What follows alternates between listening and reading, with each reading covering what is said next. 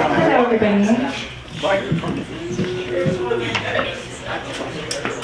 thank you for being here. I'm Johanna, Skibsrud, and it's my pleasure to welcome you all today. I'm really happy to be here and to be in presence of our two poets for this evening. And we're really lucky, especially to have them here, of course, and also to have a special broadside that's available for $5, so you must go and check that out. So thank you to Wave Archive for having us here. It's always a pleasure to be here and an honor. We're gathered here today on the ancestral homelands of the Tohono O'odham, and I want to acknowledge that, as well as the multi-millennial presence of the Pasquayaki. And I want to say that the reason for acknowledging that fact is very much in line for the reason why we're here, gathered at POG tonight, and why some of us have been gathering at POG events for over 30 years. Because we know, in this room, we know that the language that we use has very real connections to and effects on the world we inhabit, as well as the limits and possibilities of our imaginations. So by acknowledging the complex history of this space, and the fact that that history is also our present and the material from which we make the future, we also connect with a sense of how our presence here and our words, the actions we take, those we don't take, the words that we use, the ones that we don't say, have real and lasting impacts. So thank you so much for being here, all of you.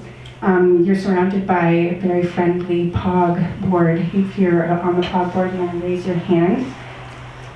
Yay, so there's lots of us here. There's lots of us here, and we want to make sure that the space is safe and welcoming, so please let one of us know if for any reason you feel otherwise. We have had some really exciting events this year. We have an exciting event tonight, and we have more to come. So just wanted to briefly mention March 21st is Zoe. Zoe Plagas, and we have Oliver Ray, who's here, and Noland. So March 21st, keep that in your mind, on your calendar. And then April 10th is another really exciting event. We've got Jennifer Scapatoni coming in from Chicago, and our own Logan Phillips, who, as you know, just has his new book released. Thank you, Cameron, for publishing that. And also want to thank the Poetry Center for their support, AZ Commission of the Arts, English Department, Literature Program especially, Chuck's Press. We couldn't do it without all of that support, as you know. We rely on it, and we rely on you, so please, thank you for your donations, and if you have any more change to spare or something to drop virtually into the hat, that would be much appreciated. Did I miss anything? I think it's time to turn things over to John Melillo to introduce, right? Am I right? To introduce Rocko. All right.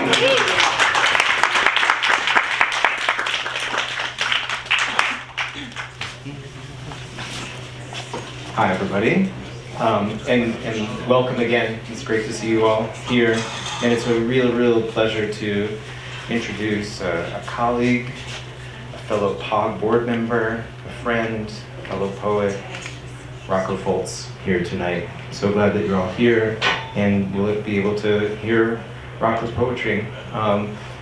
Rocko and Ron have a really cool two-poet broadside that Charles made over there. I highly recommend looking at that and perhaps taking one home with you. Rocko is a poet, a scholar, a publisher, and a maker based here in Tucson for the last 2.5 years. But they're originally from Cleveland, Ohio. Before moving Midwest, before moving to Tucson to pursue a PhD in English, Rocko was at Naropa University's Jack Kerouac School for Disembodied Poetics. Yeah. special. Where they were an Allen Ginsberg Fellow, so 2 big names in those titles there, and received their MFA. Rocko's poetry can be found in a variety of print and online venues, including Read Magazine, J Journal, and Ink and Thirds. Though my experience of Rocko's poetry, through my experience of phone, I'm so sorry, so sorry. Through my experiences of Rocko's poetry, having seen them read now on a few occasions here in Tucson, I can say that they are dedicated to a searching poetics of experiment and indeterminacy, of fun and surprise. Another way to say this is in the words of a poem that they shared with me last spring, a poetics of, quote, lust and static, unquote. Is that poem still poeming? That's somewhere. It's somewhere. In their poetry and in their critical prose, then, Rocko is a scholar of the erotic. Desire as a continuous movement, a line that connects objects, identities, selves, and worlds. Whether talking about the trans Barbie aesthetics, a subject of a recent article in College Review, sapphic poetics, the relationship between the queer line and queer lineage, or the soundscapes of Pessoa's Lisbon, Rocko has an elemental curiosity that unfolds and juxtaposes multiple forms of speaking, thinking, being, and becoming. So in their poetics of mutability and plasticity, quote, names become myths under stained glass chandeliers. And when, I'm going to continue the quote. And when asked, I say my name is worth 200 men, unquote. That's a quote from another poem that Rocko shared with me. So Rocko's generous that way. You ask for a poem, published or not, and it's there. You want help organizing the speaker series? They're there. You want a new member for POG board? They're there. Another sign of this there-ness is how Rocko is creating new energy within our poetic scene, our poetry scene, by organizing poetry readings here in Tucson for friends from around the US, while also fostering community among the local writers and friends here in Tucson. Along those lines, Rocko is the founder and publisher of a small press, Catacresis Editions, which will be celebrating its launch here at Wave Archive on March 19th, Thursday, March 19th. Put that on your calendars too. That's going to be a big poetry week. Thursday here, Saturday here. They're bringing four new chapbooks into the world and supporting and making new poets. Something we always will desperately need. Thank you, Rocko. And thanks for sharing your work with us tonight. Everybody, please welcome Rocko Foltz.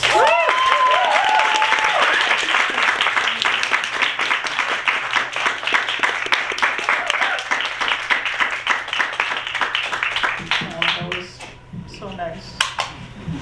So sweet.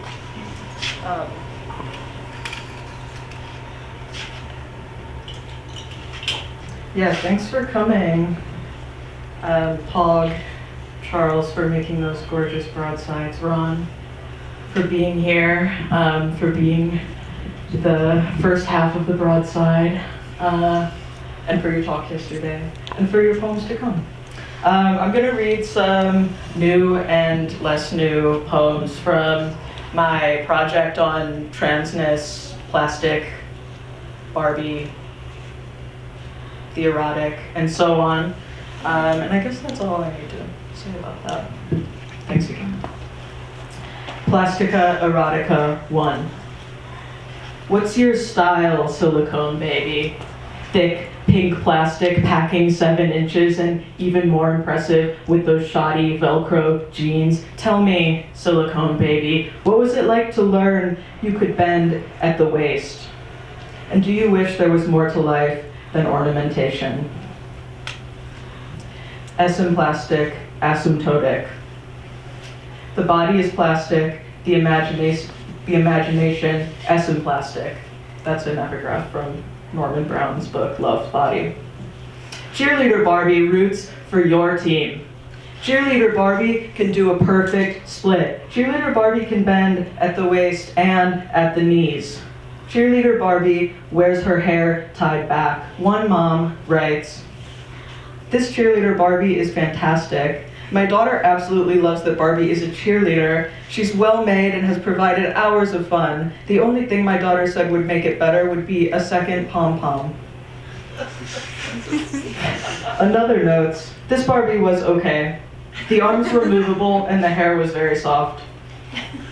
Cheerleader Barbie is enamored at your tantric curiosity, you limb loosener, lifting up her skirt to test the flex of her plastic joints. You made her all 90 degrees, all harsh angles, distressed, bulge. Cheerleader Barbie thinks it's funny how you bend her and don't stop bending, how you do this all the time. Cheerleader Barbie waxes sing-songy when you put her in doggy style. Trauma is stored in the hips you remind her, and she thanks you for your sweet regard for her pelvic floor. Plastica Erotica 2.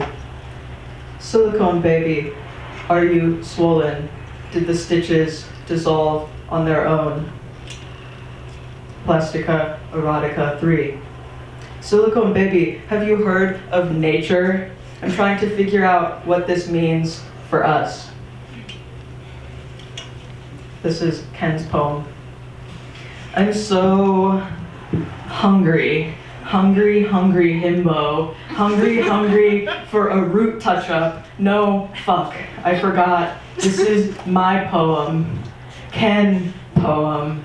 Dithyrambic, didactic. No, sorry, I'm mincing my words again. Mixing, missing, fuck, Barbie, fuck, dynamic, dactylic, dimeter, diameter. Let me start again. I'm so hungry for revolution. I've never seen an open flame. My carbon, carbon heart. I'm carbon, carbon. It's organic. I'm made of man's oldest fears. That's right, buried deep in the ground. And when they blow it open, that's right, with water, you know, in pipes, that's carbon. It's organic like real smooth and once breathing. That's right. And so my carbon, carbon lungs, fuck, did you hear that? Was that Barbie? Is she here? I'll make this quick and iambic. I want to throw a Molotov cocktail. I want to watch a building burn. I want to feel my carbon skin warmed by my smoking urine. Anyways, Barbie, sorry for the feminine ending on that first line. I know that's your thing, but I've read Paradise Lost too, you know? And shit, maybe I'm made from Adam's rib too. Just like you. He probably decomposed and got buried in the dirt and all that organic stuff of him. Fossil fuels, you know, and carbon, carbon, and then there's us, Barb. And maybe my poem is dragon meter, not dragon meter, but you get it, like I'm in drag, a real queen, just like you, Barb. We are dolls, after all. And anyways, maybe these aren't the kinds of things we need to worry about, gender and revolution, living on the Malibu beach and all, but I can't help it, Barb. I'm so hungry.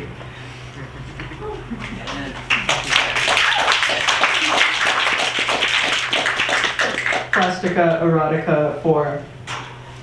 Silicone baby, been getting a sharp shooting pain in my right nipple. Did all your nerves fuse right? Plastica Erotica 5. Silicone baby, have you ever tried self-massage? Scar tissue braiding its way across my sternum.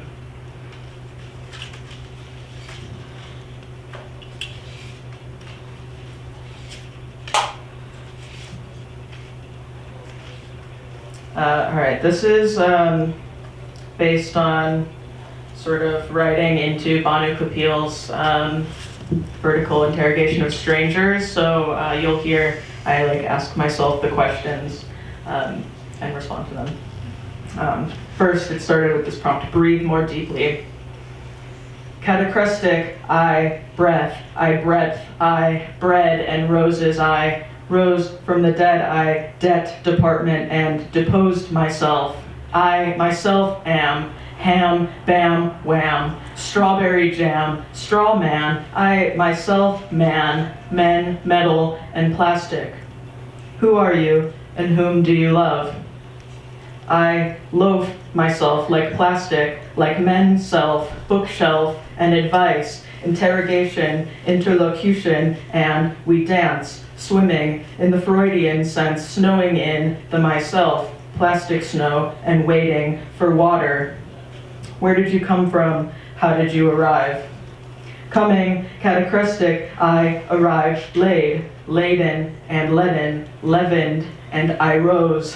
Clothes on your back ache, and I am like you. How will you begin?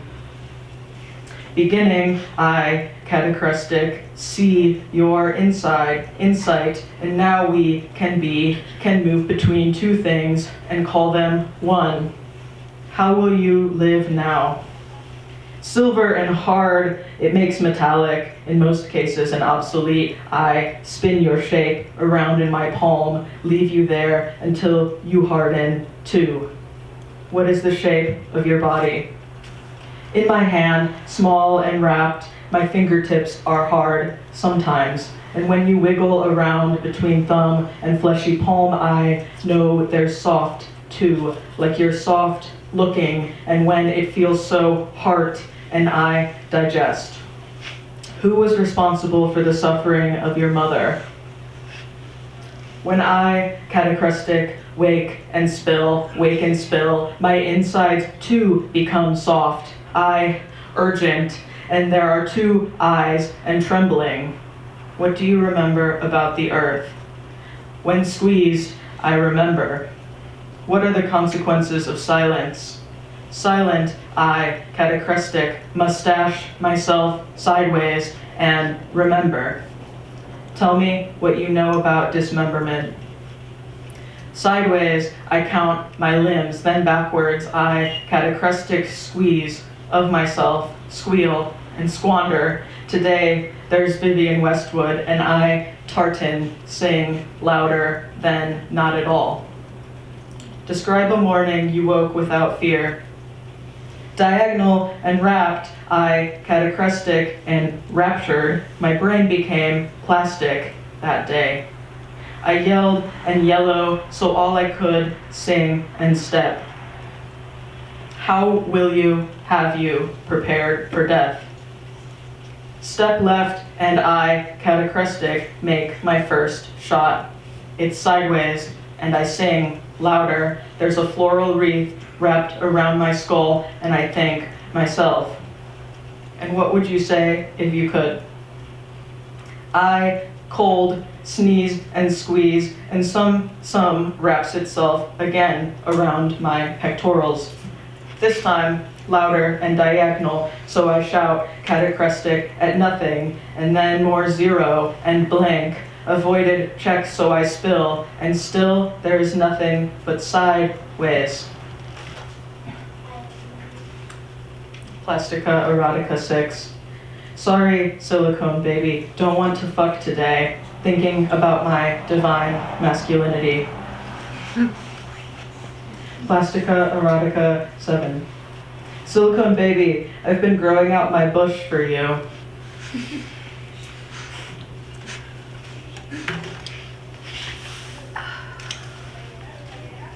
Autobiography of Silicone Baby. I decided I'd take a certain pleasure in storytelling, a biblical pleasure, a hard and long story, stiff with allegory, torture, and all. My origin as a thinking, splitting body too is 7 days long, and on the 7th day, rather than resting, I came here. In fact, I came very many times and was party to pleasures, atomic, organic, oceanic, logical, ethical, pathological, and altogether recalcitrant. Monday. My history is a history of desire. On that first day, I harrowed in the dirt, call it earthwormic or writhing. Either way, it was a kind of slippage. The way hot, wet, and soft triangulate to negate all friction. And it's that disappearance of material boundaries that allowed me, or something like steam, to grow down there. Tuesday. Surfaced by hydraulic pressure, I glowed iridescent. I floated on top of water, and that was the first time I remember being watched.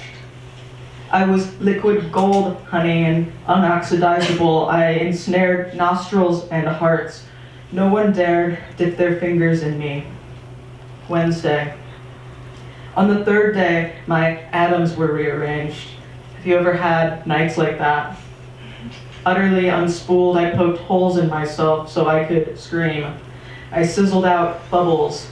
They lingered on my surface, hot and viscous. Thursday. Split in two, the body still recognizes itself as itself, but split in thousands. Friday. Compressed and cooling, I wriggled in my self-conditioned amniotic fluid. Felt my limbs concretize. My curves cracked and popped. What was left of my liquidity seeped out of the top of my mold. That was when I became something like myself. Saturday. On Saturday, I was painted in vain. Blue eyes and pink lips, all of it. I abided my own stiffness. I was less flammable then. Sunday. Once a woman, one makes cellular concessions. Earthen, I was combustible. Now I am stable. I don't fill spaces. I am wrapped in myself.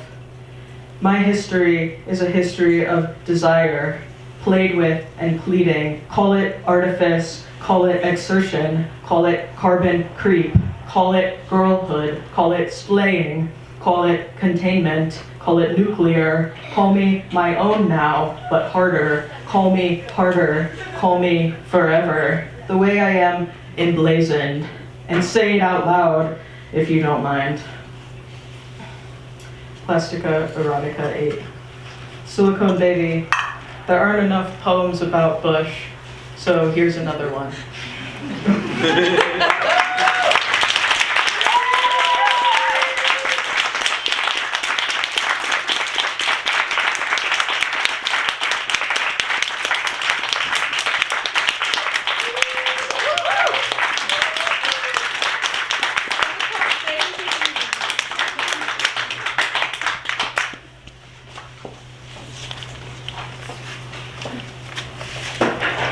Pretty good place to be between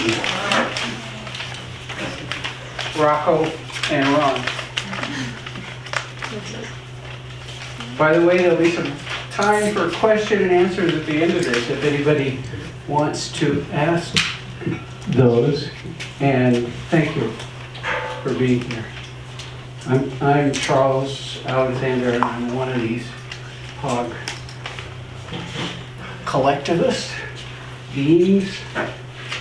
So, I know some of you have heard Ron Silliman in the past. Some of you were at the talk he gave yesterday at the University of Arizona. Some of you know a lot about him. John Melillo gave a great introduction yesterday, and I'm not going to try to repeat that and give that kind of biographical summary. Plus, this is maybe the 5th time I've introduced Ron Silliman over 40 years, or something like that. And I think I'll try not to repeat any of those. Just like that ever-forward bus ride doesn't repeat, though it certainly echoes. You may not know that Ron Silliman wrote the alphabet. You may not know that Ron Silliman wrote Paradise. You may have thought it was some old white bearded deity. Maybe it was her. You may not know that Ron Silliman is writing the universe, or more correctly, without the definite article. Why be definite? Just universe. There's just one, after all. He also wrote, what? Yes, what? He wrote Albany, which I once hand set in metal type and printed on handmade paper. And Albany stands as the A entry in the alphabet and begins, if the function of writing is to express the world. I'm okay with the if, but I think perhaps it's more of a sure thing. certainly that Silliman's work functions to express the world. Think about that. Not express one's self, not express a limited idea or group of ideas, but express the world, which of course includes all those others. As one poet once said about another, and from one man, the world. Ron Silliman won't quite hand you the world, but he will express it or perhaps give you a window on that bus ride and open it for the world to come in. The alphabet ends with Z, as we all know, but in the book, the alphabet ends with Zixt, the final word, at least in the Oxford English Dictionary. And Zixt ends, in the dead of night, I can hear your wristwatch ticking. What seems so remarkable about that face as it stares back is that it is so changeable. Nothing appears fixed or given. Now a new trill here in the woods. A chipmunk has made a home in that stump. The distant white of power tools is never completely gone. If you wrote in Hawaiian, you'd be done by now. Exiting with a C lengthens the vowel. Protestants driven from Lucca 724 years ago in Iraq each day the dead, flying low over the etched part of the Southwest, or walking out now to look at the Pacific Ocean. In those final lines, we find timekeeping, psychology, ecopoetics, biology, music, technological noise, linguistics, distant family history, contemporary war, geology, geography, a dream of a possible present, and more. Not a bad expression of the world via so many of its parts. Somewhere after the alphabet ends, universe begins. And Anselm Hollow's laugh, I am certain, can be heard there, resounding. If you don't know who Anselm Hollow is, ask me later. A more recently published book, The Age of Huts, begins with an earlier 1974 work, Ketjack, which is also the title of all of the poetry Silliman has written and will write from that 1974 point on. I began with some mention of a bus ride, and The Age of Huts ends with a train ride, BART, Bay Area Rapid Transit to be specific, which ends, I get out, sit down, I can still feel the pulling forces. I'm about to board the slow upward path of the escalator through the ticket gate with the wrong ticket, then back up to the street level, Earth's surface, then home, 451, 9676. Buckle up, my friends, for the evening, 1946 to 2126. It's time, and from one man, the world. Please welcome Ron Silliman.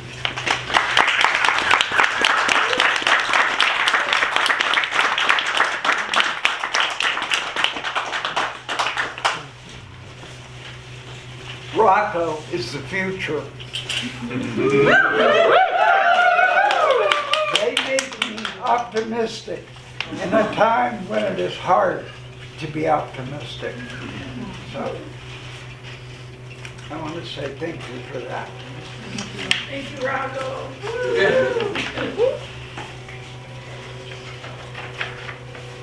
I'm going to read 5 poems I did not write. Since I first wrote these poems I did not write, I have discovered that contemporary audiences do not recognize the work of C.P. Cavafy, the great Greek poet. If you have not read him, you should.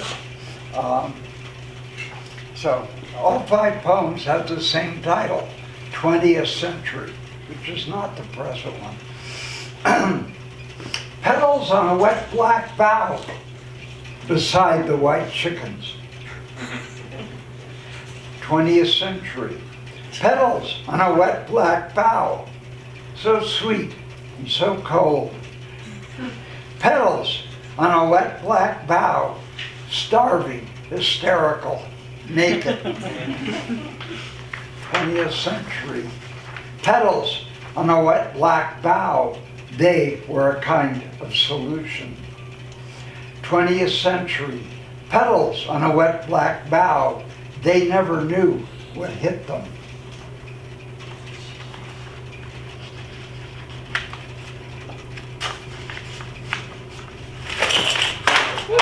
And I knew that was going to happen at some point. I'm glad it happened early. So.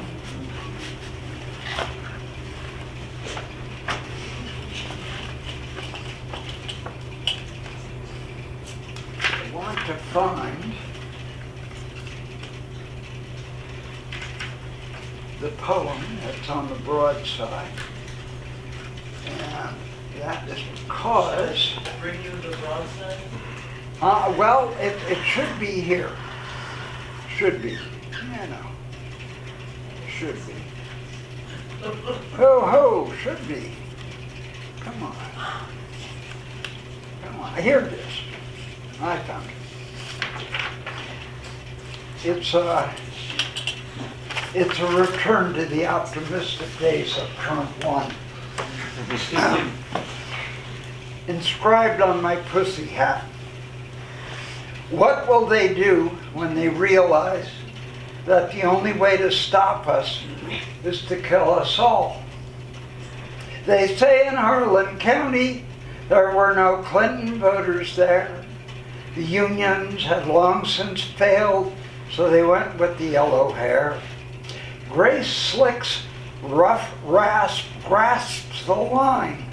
When logic sinks to medicine and the prophets have all been bled, and kickbacks to the oligarchs yield tiny hors d'oeuvres fed to long-legged Eastern escorts reputed to give head, remember what General Flynn said, not with a bang, but a tweet, not by the head, but the feet from the trees of Milano.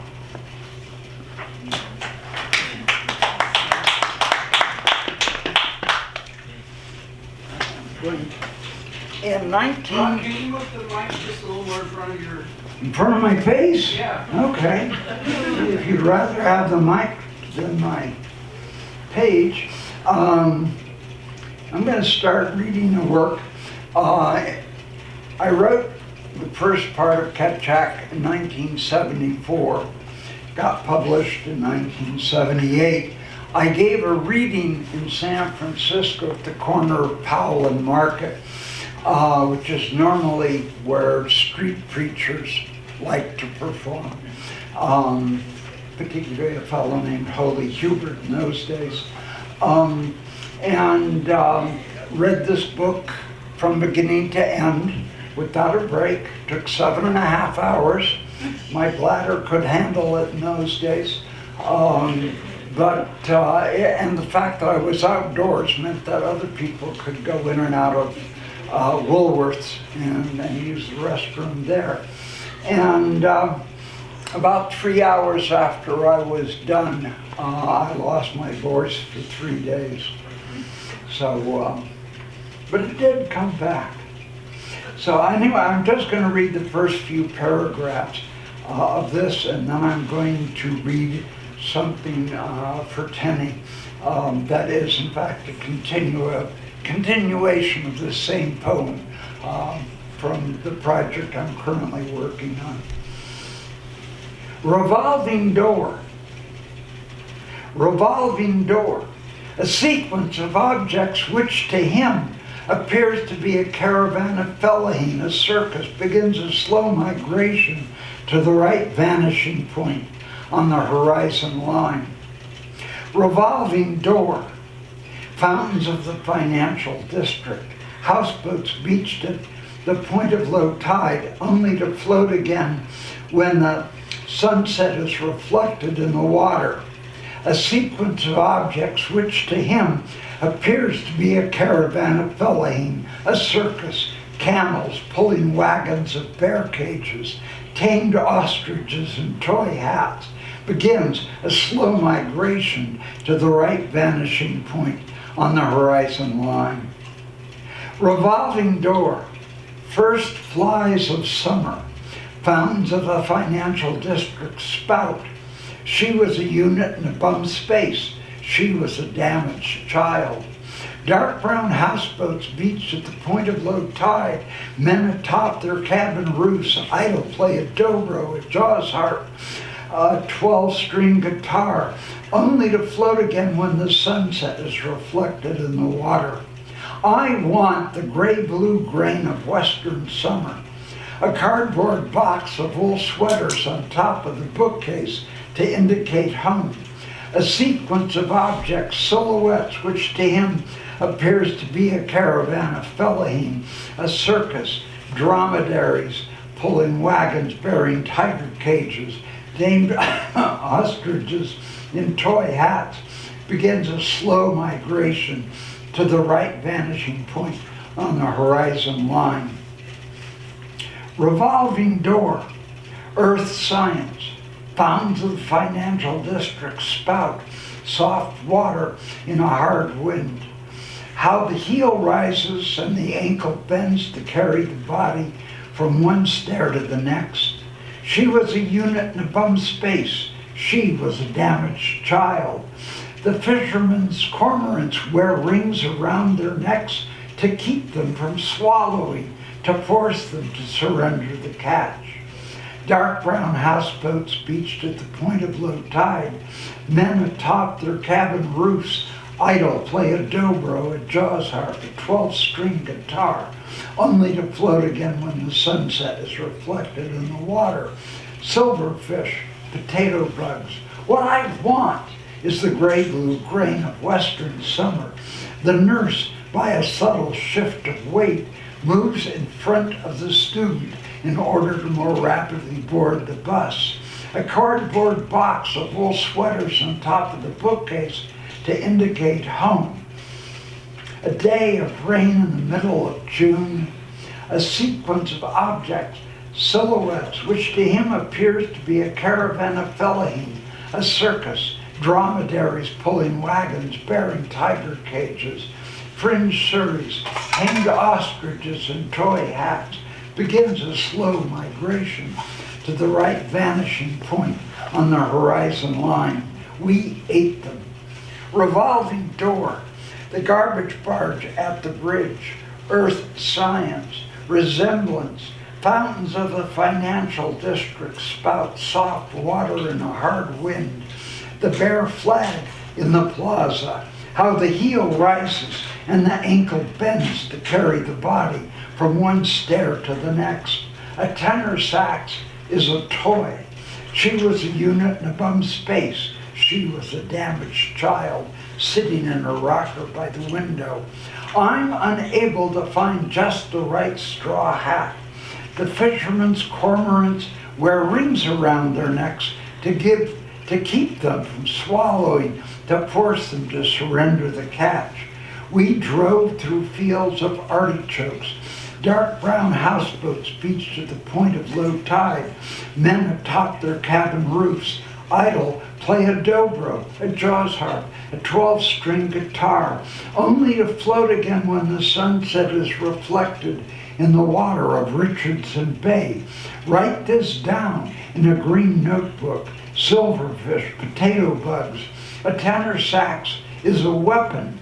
What I want is the gray-blue grain of western summer.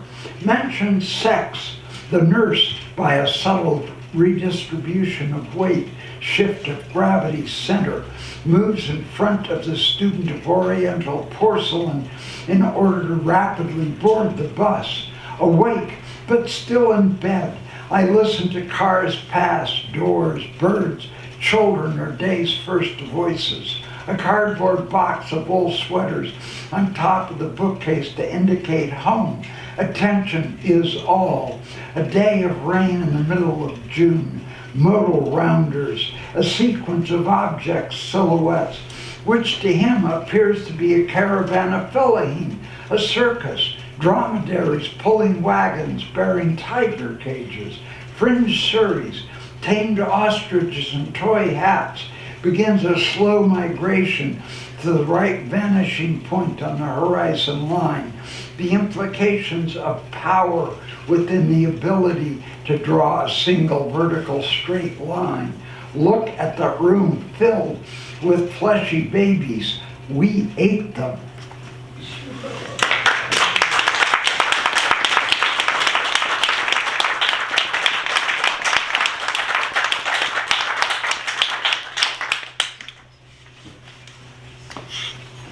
So that goes on for a while. 7.5 hours in that book. In the alphabet, it's 19 paragraphs in the first book. In the next book,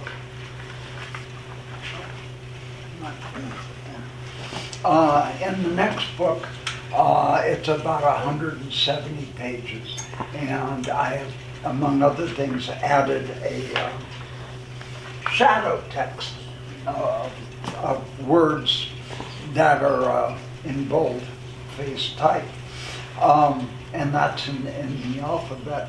I am currently working in Universe, and I'm working on a section that is the next paragraph, and I think it's going to come in at about 400 pages. I have added line breaks for the first time, and it's called Bad Buddhist, with Ketchak 3 as the subtitle. Bad Buddhism is the only kind of Buddhism. It's the kind I practice. So, and it's dedicated to Rachel Blau Plessy with the word plethora. You have to read Rachel's work for that to make sense. But you should all read Rachel's work. Advice from me. Revolving door, oddly enough. I was too shy to be any good as a barker. Revolting odor. The mortician reconstructed his skull, just not quite in the same shape. Slivers or sofa, splinters or couch. Midway through this text, I found myself at the edge of a dark urban forest. Curious at that face, your own, in the old photo, no sense of recognition whatsoever. I sing dreadfully, but you can believe that. The deer swim in the clear lake. Begin again, in again. Carradine hanging in the doorway. The east is rad, the west is rotting. I count to 100. I didn't say that. Alighieri tries holiness in his lust for the girl. In a hang glider hovering suspended over farm fields, watching workers silent bending. Let's try flaming honey. Grease spots on the train window, snoring, laptop atop a pillow on her lap. Memories of underdevelopment. I won't even meet you for another 3 years. Said Creeley, sad. As you push at last through lobby after lobby, voices ebbing, the soft light of the Grand Concourse, there is nothing finally to turn you aside. The crowd's momentum become your own. First sparrow on the steps, for each and every sentence an equal but opposite sentence. Floating in the dead pool at dawn, now I'm in Death Valley, now on the moon. Catbird has something white in its beak. This desk is an ordered sequence of stacks of paper, files, books, mounds of chaos barely contained. In the group photo, she sits with her legs spread so you can see that she's gone commando. Her husband puts product in his flat top. Dry blood. At the end of the driveway, a beautiful mountain of mulch. Acousmatic. When I saw this notebook, I knew it would be a poem. One time, he broke in only to find the owner quite dead in an upstairs hallway. The tenor sax is a tool. The sparrow on the brim of my Panama hat. The furnace shudders when it lights. How can you say it's Baltic noir when the kidnapper of all those children was an enraged Easter bunny? Stretching the canvas, the text, my bowels for a horse. Behind the desk is a filing cabinet turned sideways, its outer walls covered with notes, schedules, numbers. Elas Motheridium.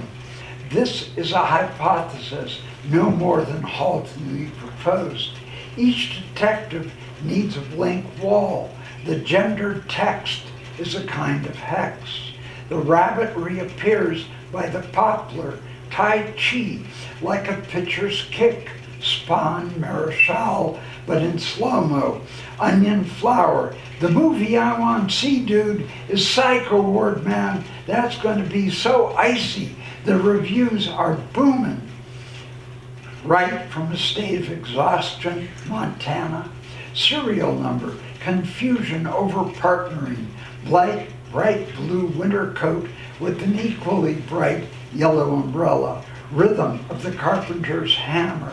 As the coffee steeps, say, raising the shade, a morning habit, each day's particulars conjoined, like shards in a debris field atop the sea.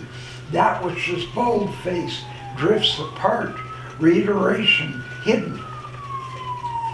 And that goes on for quite a ways. I think I will close with something simple and traditional. Ode.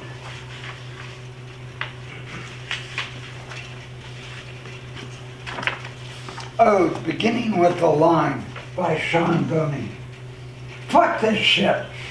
My lawyer can eat your lawyer over tea at 3 in a vast dining plaza with chandeliered ceilings plus mirrors where the walls should be. Warren Harding upstairs puking his guts out to no avail because scale is where it's at here on Dealey Plaza. The president's head snapping back as the bullet bursts the brain, and the curious slow-mo ballet the future Ms. Onassis performs, twisting to flee that moving vehicle until the service of secrets pushes her back off the trunk. Ah, that pillbox hat of history, having seen too much, will tell you very little. I rest my case. Fuck this shit. No source from the 1950s, back when the senator and Jackie lived right across the street from Archibald Cox, estimates the number of publishing American poets at over 100. Though Poetry Chicago, as folks in those days loved to call it, prints over 7 times that many in that decade alone, and 7 of the 12 contributors to the first issue of Eugen, 1958, never once appeared in poetry, not even Jack Micheline. Prose arose as an emblem of reading, not what was in front of you, but something further back, dreamlike almost, nightmare of the hidden hand carried forward as a headache, one quiet place, throbby lobby, Augustine's lips, oh, Gaspard of the night. Fuck this shit. In 1619, we took a little trip across the Middle Passage to pick crops in Mississippi because the calculus of labor demanded a solution that wouldn't price the resulting products of spun cotton beyond the means of the hoi polloi, the swells of Midtown Manhattan, which in those days meant Gramercy Park, who were thus empowered to outlaw slavery while benefiting from its works. Blow my nose. Fuck this shit. That calculus, 3/5 in the Constitution, is not an estimate of any individual's worth. What, after all, is worth if you can whip, hang, shoot, or fuck it, light it on fire, just cause you're feeling that way without warning. But was the precise number needed, precise number required to afford the slaving states enough votes to counter any 2/3 majority and the fix has been in ever since. Fuck this shit. Only one New Yorker signed that document.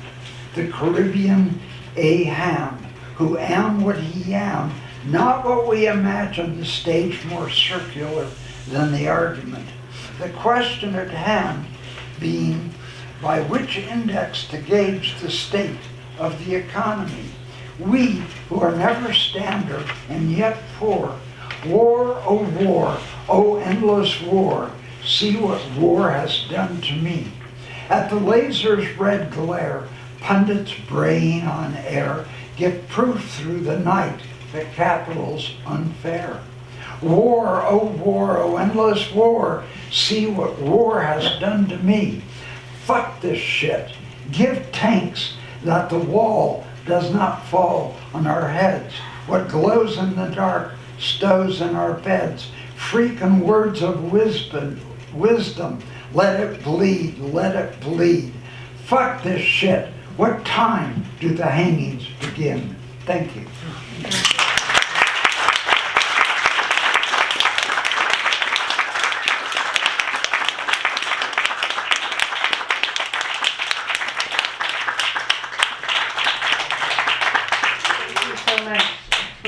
Poets, and if you wouldn't mind just coming on back, maybe people have some questions.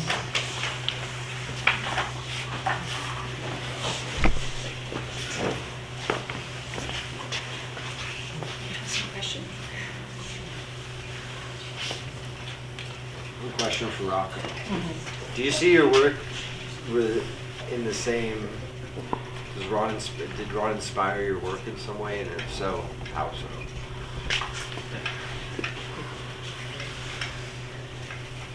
I have recently found a beautiful serendipity between our work and like the broadside as an example of how that folded together so well. And here we read tonight, I would say yes. So, yeah, I wouldn't have maybe thought as much about it, you know, until I knew you were coming. Yeah.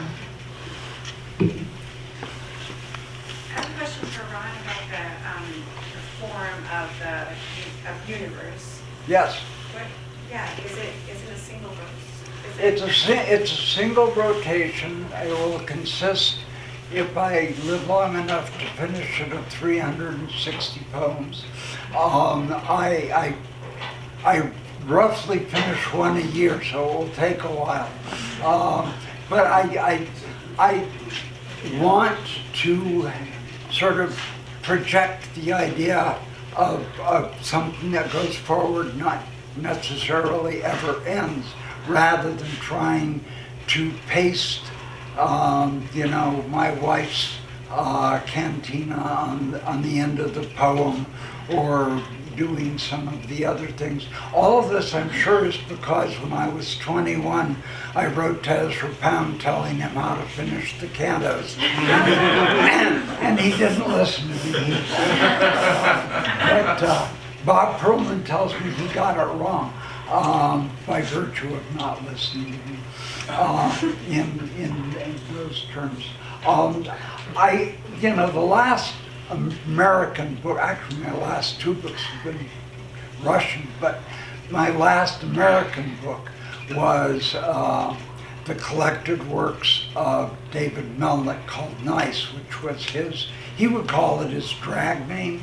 I think we would call it his trans name now. He was the first poet to believe in me, and a dear, dear friend his entire life.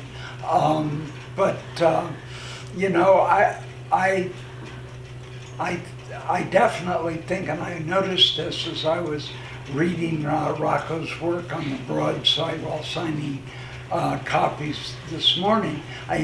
Either one of us could have written either one of those poems, and so that feels real good. It makes me, as I say, that makes me optimistic. So. Okay, Tenny. Yeah, I had a question for Ron. The most striking thing about your poetry, especially listening to it, but it's not what I want to ask about, is like you're interested in absolutely everything. You know, there's an openness to just everything and a curiosity about it, which is just a constant pleasure at your pleasure, so, and even when it's irascible. But here's what I want to ask about. So the way, and I guess it's related to the new sentence, you know, but the way you get from one particular thing to another is always a surprise. So there's that. But also, like, if I did some formula, it's like, what's the distance between thing 1 and thing 2? Then getting to thing 3, it's like even how you move from one thing to another there's not a predictable interval to switching. So it's constantly on all scales kind of switching itself up. And I wonder, I don't know, kind of what, not quite how do you do that, or like thinking about Leslie Scalapino and how her writing is exactly how she was, like, how does your mind work or something? But there's something so remarkable about the shiftiness of it. I wonder if you can say anything about that. You know, I sit down at the typewriter and I try to let the work surprise me. I keep a list that I refer to. If I drop dead and you find my manuscripts, there's a file called Sentence Farm, and it's just sentences I might use at some point. And it's about 20 pages long right now, but every day it changes. New sentences come in, sentences get used.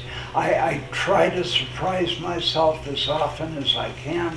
I mean, if it's not surprising to me, you know, and I get bored by it, why wouldn't you get bored by it?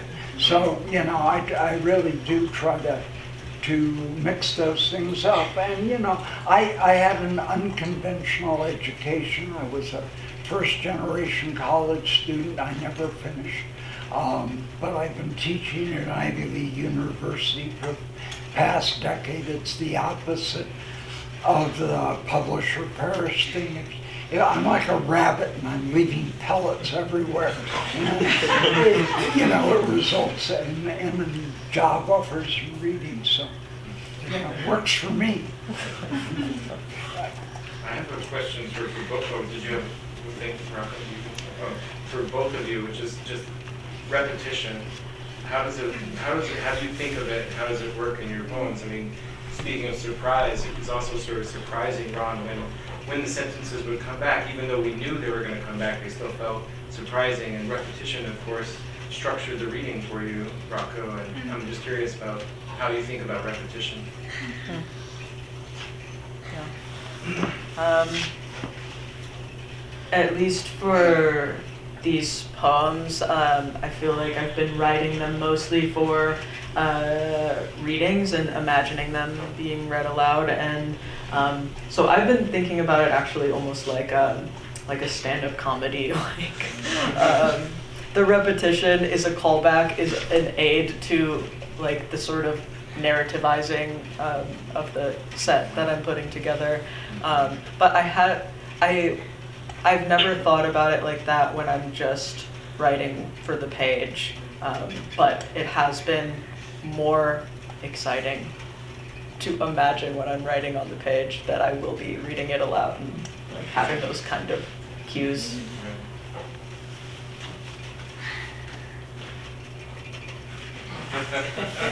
Go ahead. No. That's all.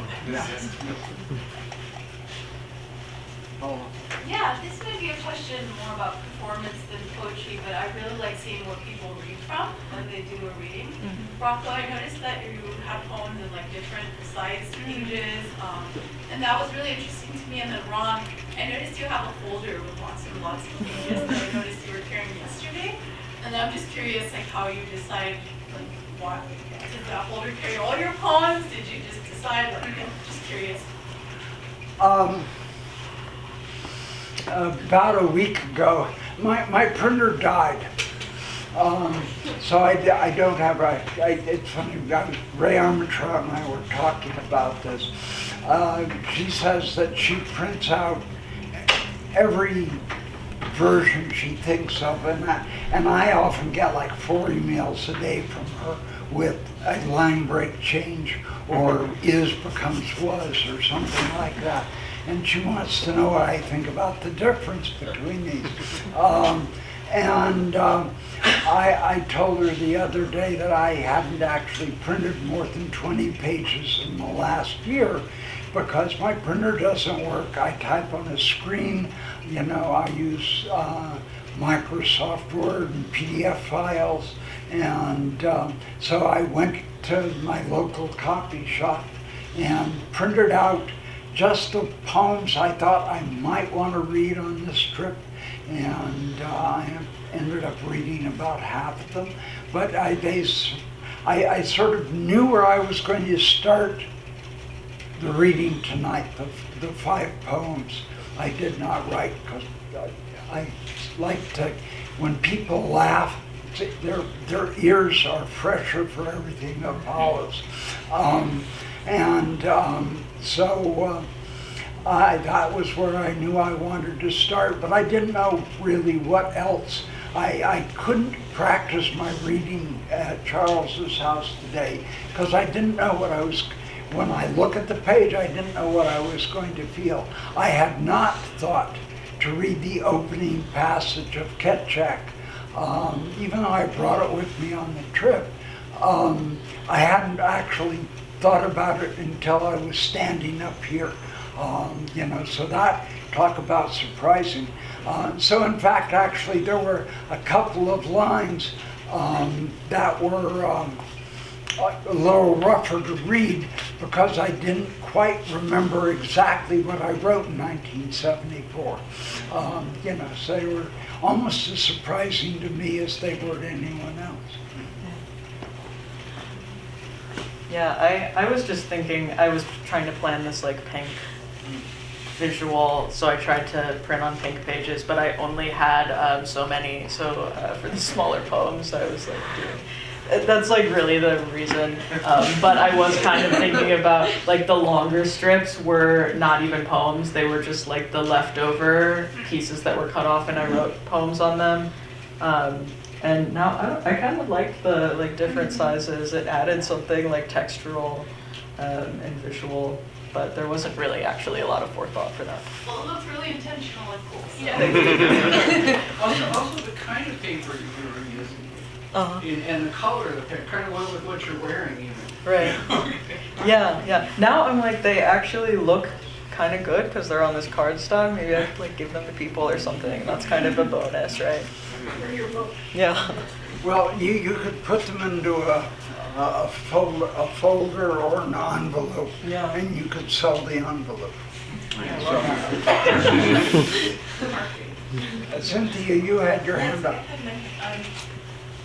I wanted to ask Rocko, the coincidence of trans Barbie and ice Barbie really hit me.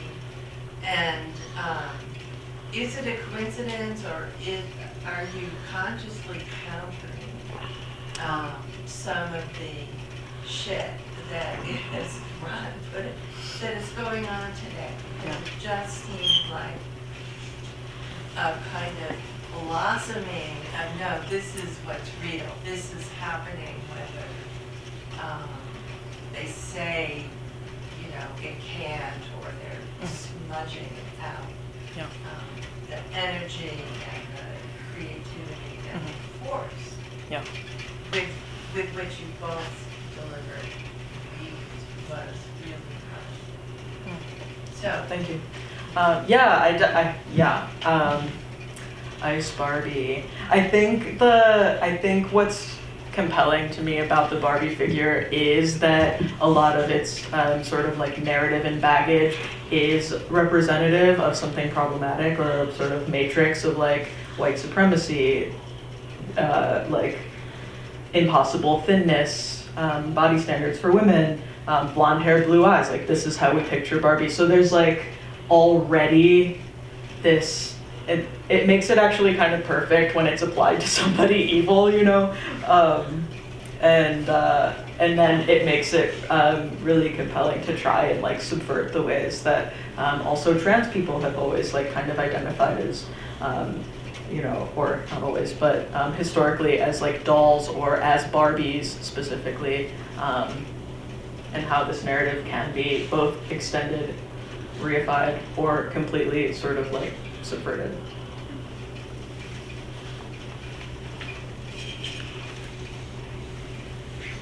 Yeah, I had a question. Well, it's two questions actually for Rocko. Number one is, how are you so amazing? And number two is, do you like see yourself in any of the roles of this amazing plastic Barbie-verse? And if you do, where and to what extent?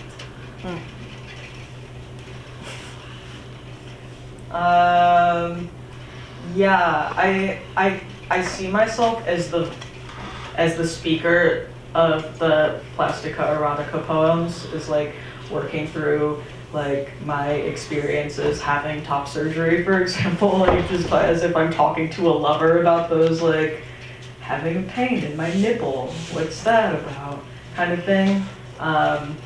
But I don't see myself as Silicone Baby, and I don't see myself as like Barbie or Ken. Those are like the characters whose voices I'm adopting in the poems, and I'm like satirizing them, dramatizing them. But I don't see myself in them. Ron, would you tell us again how you broke down to finish? I told him that he should use a duotone photograph of boats in the Hong Kong harbor with the high-rises on the shore and merchant ships with containers on them going by, and traditional fishermen's junks in the foreground. So all the ages that his poem addresses, and it repeats and then went down to the ships from the docks of Venice in Canto 1. But I was 21 years old. I had no shame about telling Ezra Pound how to finish his poem. On that logic, Rocko, do you have any advice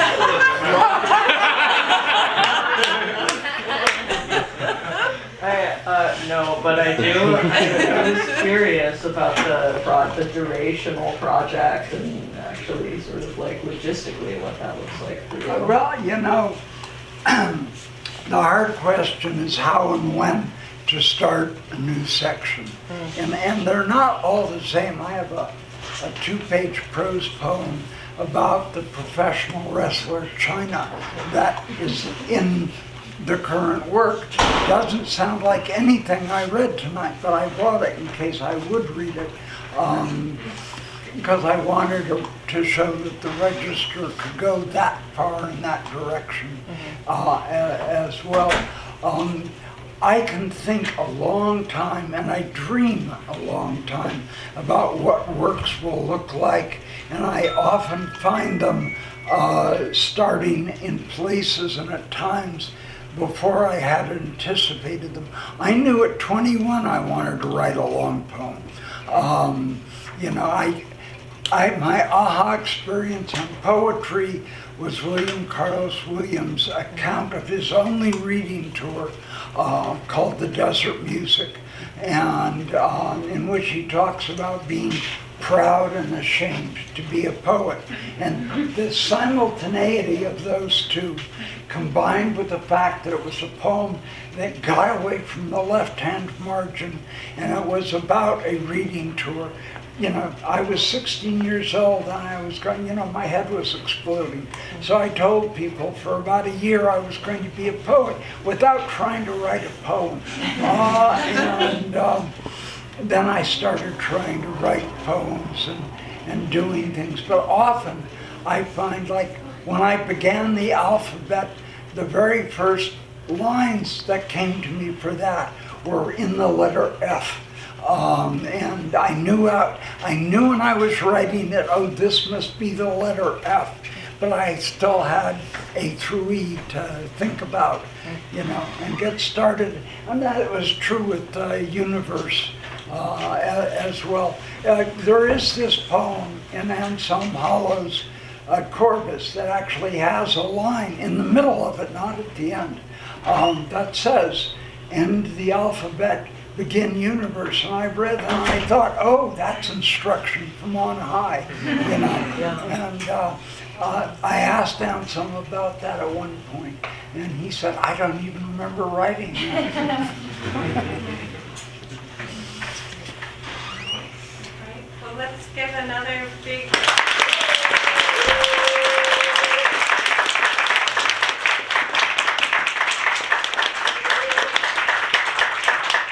Thank you to our wonderful poets. Thank you to our wonderful audience. Don't forget the beautiful broadsides at the door. Don't forget March 21st, 19th, 21st, and April 10th. And we'll see you soon.